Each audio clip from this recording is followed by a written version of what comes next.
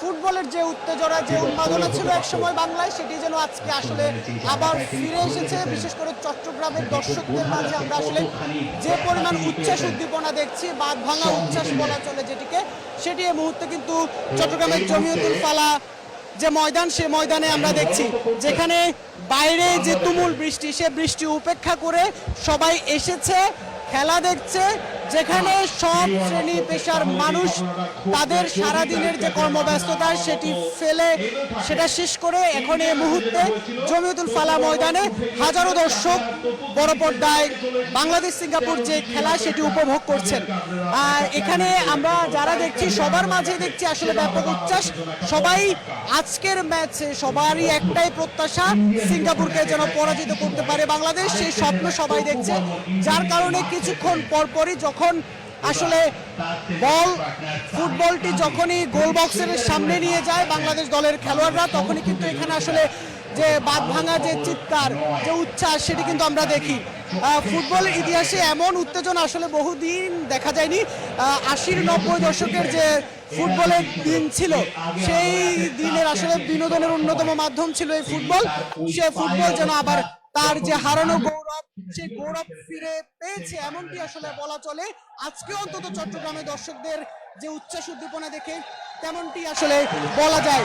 সিঙ্গাপুরের সঙ্গে খুব একটা ম্যাচ কিন্তু বাংলাদেশ খেলেনি এখন পর্যন্ত। যে স্বীকৃতি ম্যাচ দুবারের দেখায়, একবার ড্র, আরেকবার হেরেছে লাল সবুজের জার্সিধারীরা। সবশেষ 2015 সালে 30 মে জাতীয় স্টেডিয়ামে সিঙ্গাপুরের কাছে 2-1 গোলে হারে বাংলাদেশ। আর এছাড়া এখন আজকের যে খেলা, সেই খেলায় ঘিরে সবাই তাই স্বপ্ন দেখছে যে দুবারের দেখায় তৃতীয়বার আজকে যেহেতু দেখা হয়েছে, সে দেখায় যেন অন্তত সিঙ্গাপুরকে পরাজিত করতে পারে বাংলাদেশ, সে প্রত্যাশার কথা বলছে। আমরা আসলে কিছুক্ষণ পরপরই দেখছি আসলে মানুষের মাঝে যে উচ্ছ্বাস উদ্দীপনা, সেটি তাদের বাঁধ ভাঙা চিৎকার, সেটি আমরা শুনছি। চট্টগ্রামের জমিয়তুল ফালা ময়দানে যে খেলা দেখানো হচ্ছে, সেটি আসলে ফর্টিস গ্রুপের সৌজন্যে মূলত এই খেলা এখানে দেখানো হচ্ছে। যেটি আসলে ফর্টিস গ্রুপ তারা তাদের নিজস্ব ব্যবস্থাপনা এটি আয়োজন করেছেন। এছাড়া আমরা আরও 2-1টি জায়গায় কিন্তু খেলা দেখানোর যে আয়োজন সেটি ছিল, তবে শেষ মুহূর্তের যে বৃষ্টি, ভারী বৃষ্টি, অতি ভারী বৃষ্টি বলা চলে, ঘন্টা খানিকের ভারী বৃষ্টিতে কিন্তু সে আয়োজন অনেকটা ভুন্ডুল করে দিয়েছেন। আমরা এখানে যারা দর্শকরা এসেছেন, দর্শকদের সাথে একটু আসলে কথা বলবো, তাদের কাছ থেকে একটু আসলে জানার চেষ্টা করব খেলা কেমন লাগছে দীর্ঘদিন পর আসলে এই যে উচ্ছ্বাস উদ্দীপনা। অনেক ভালো লাগতেছে। কি প্রত্যাশা করেন? জি, বাংলাদেশ জিতুক, এটাই প্রত্যাশা। সাথে কথা বলবো, এই যে কেমন লাগছে দীর্ঘদিন পর এভাবে বড় পর্দায় ফুটবল খেলা দেখছেন? খুবই ভালো লাগছে, খুবই ভালো লাগছে। কি বলার আছে আপনার, কি বলার আছে? ভাই সবকিছু ঠিক আছে, আয়োজনটা খুব বাজে হয়েছে, বৃষ্টি দিয়ে ভিজে ভিজে আসছি। এটা তো বৃষ্টির দোষ, বৃষ্টির দোষ, বাট আয়োজনটা আরো ভালোভাবে করতে পারতো। এই যে মানুষজন আসছে, আয়োজনটা একটু ভালোভাবে করতে পারতো, কিন্তু আয়োজনটা খুবই বাজে হয়েছে ভাই। আমরা একটু এই যে ফুটবলের যে অতীত, সে অতীতকে আবার ফিরে আসছে বলে মনে করছেন আপনারা? দর্শক হিসেবে কি মনে হচ্ছে আজকে? আমরা মনে করছি ফুটবলের যে অতীত যেটা ছিল, এটা বর্তমানে আবার ইনশাল্লাহ ফিরে আসবে। তা আমি বাবুকে এটা বলতে চাই, আমাদের যে বাংলাদেশের যে ফুটবল প্রেমীগুলো আছে, আপনারা আমাদের দিক দিয়ে চিন্তা করুন এবং ইনশাল্লাহ বাংলাদেশ ফুটবল আবার বেঁচে আসবে, গর্জন হবে ইনশাল্লাহ। এই যে এই উদ্দীপনা,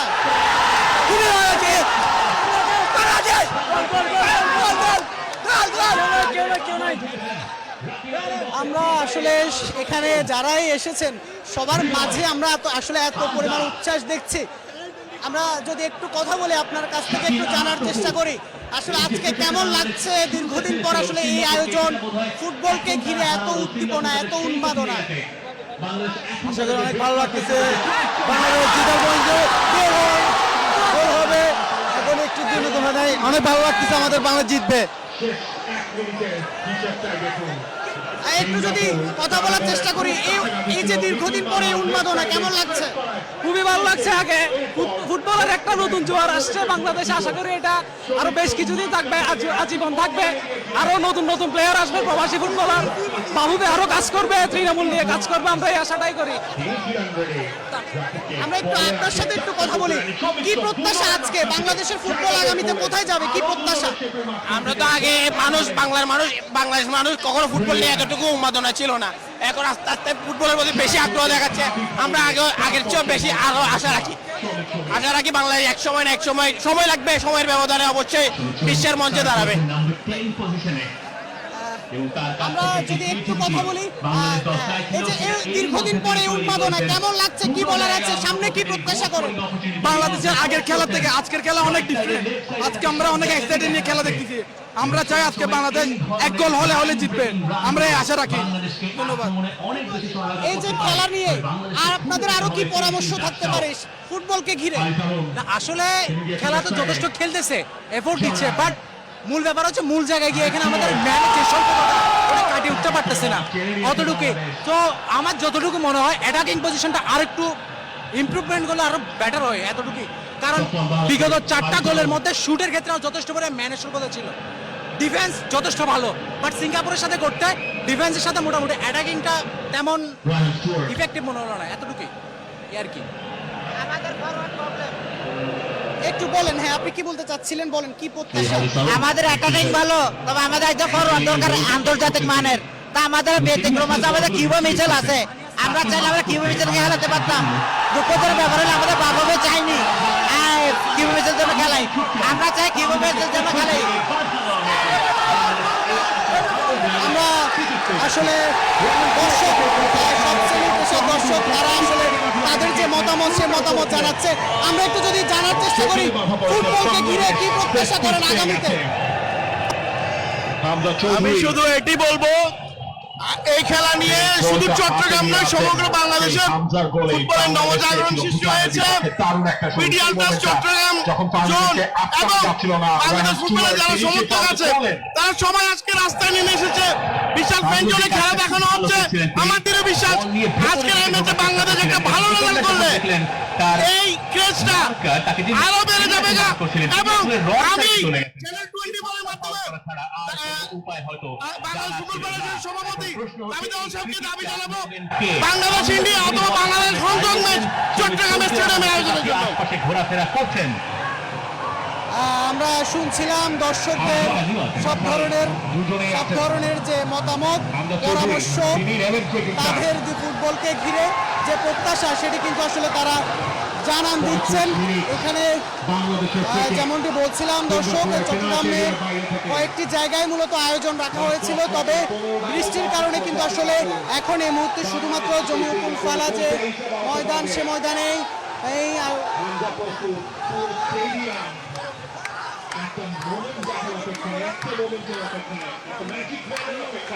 যে আয়োজন, সে আয়োজন যেমনটি বলছিলাম এটি মূলত ফর্টিস গ্রুপের সৌজন্যে আসলে এই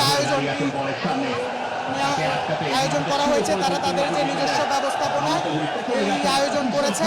আমরা একটু আয়োজকদের সাথে একটু কথা বলবো, তাদের কাছ থেকে একটু জানার চেষ্টা করব। একটু আপনি ফর্টিস গ্রুপের পক্ষ থেকে এমন আয়োজন, এই আয়োজন করার যে উদ্যোগ আপনার মধ্যে কিভাবে আসলো? দীর্ঘদিন পর যে উন্মাদনা দেখা যাচ্ছে, এটি তো আপনার আয়োজনকে ঘিরে, আপনি এই আয়োজন করার যে উৎসাহটা সেটি কিভাবে পেলেন? আমরা পুরনো প্লেয়ারদেরকে সাথে যখন কথা বলছিলাম যারা জাতীয় দলে খেলেছে চিটং থেকে, তো তাদের একটি কথাই ছিল চিটং থেকে ফুটবল হারিয়ে গেছে। তো তখন আমরা বললাম না, হারিয়ে যায়নি, চিটং এ ফুটবলের মধ্যে আছে। ওই অনুপ্রেরণা থেকে আজকের আয়োজন, এবং দেখেন এত দর্শক সমাগম এবং সব পুরনো প্লেয়াররা এসেছে কিন্তু আজকে।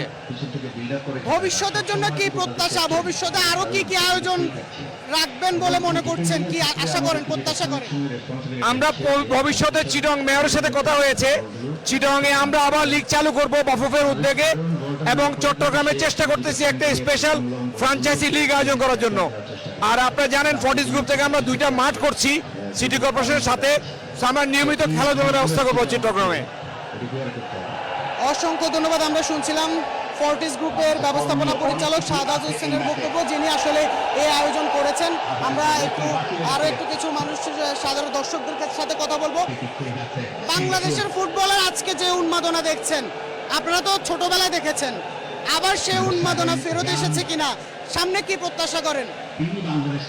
বাংলাদেশের ফুটবলে যে ইতিপূর্বে যে খরা দেখা দিয়েছিল, আজকে এই স্বল্প পরিসরে ফোর্টিস গ্রুপের উদ্যোগে বড় স্ক্রিন যে খেলাটা দেখাচ্ছে, এটার মাধ্যমে আমরা মনে করি, আমরা বিশ্বাস করি যে আগামীতে ফুটবল আরো অনেক এগিয়ে যাবে এবং বাংলাদেশের গ্রামে গঞ্জে প্রত্যন্ত অঞ্চল যেভাবে মানুষ ফুটবলকে নিয়ে খুব মাথাহারা করছিল, সেভাবে আমার মাথা হবে বলে মনে বিশ্বাস করি।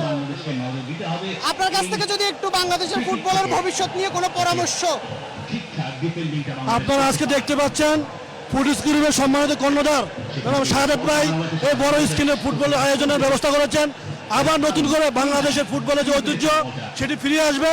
সারা বাংলাদেশের গ্রামে গঞ্জে, সারা বাংলাদেশের শহরে ফুটবলের যে আনন্দ অনুপ্রেরণা, সেটি ইনশাল্লাহ আবার ফিরে আসবে আমি মনে করি ইনশাল্লাহ।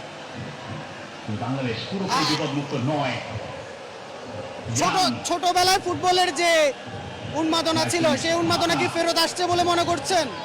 অবশ্যই, যে আমাদের যে ছোটবেলার যে ফুটবলের যে ঐতিহ্য, আমাদের যে বাংলাদেশের যে ফুটবলের ঐতিহ্য, এটা নতুন, আমরা চাই যে এভাবে নতুনভাবে যে আবার প্রজন্মের মধ্যে আবার ফুটবলের যে একটা মজা, সেটা আমরা চাই, এসে একটা মজা এটা পুনরায় চালু থাকুক।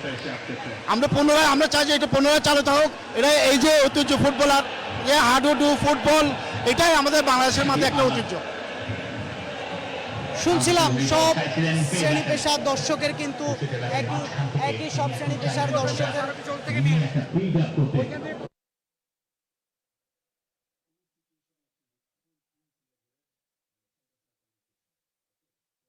মানুষজন আছেন, তাদের সাথে একটু কথা বলবো, তাদের কাছ থেকে একটু জানার চেষ্টা করব আসলে একটু দীর্ঘদিন পর যে আনন্দ দেখা যাচ্ছে, দীর্ঘদিন পর যে উন্মাদনা, ফুটবল কি তার হারানো গৌরব ফিরে পাচ্ছে, বা কি প্রত্যাশা থাকবে সামনের, আর আজকের ম্যাচকে ঘিরে কি আশা করেন?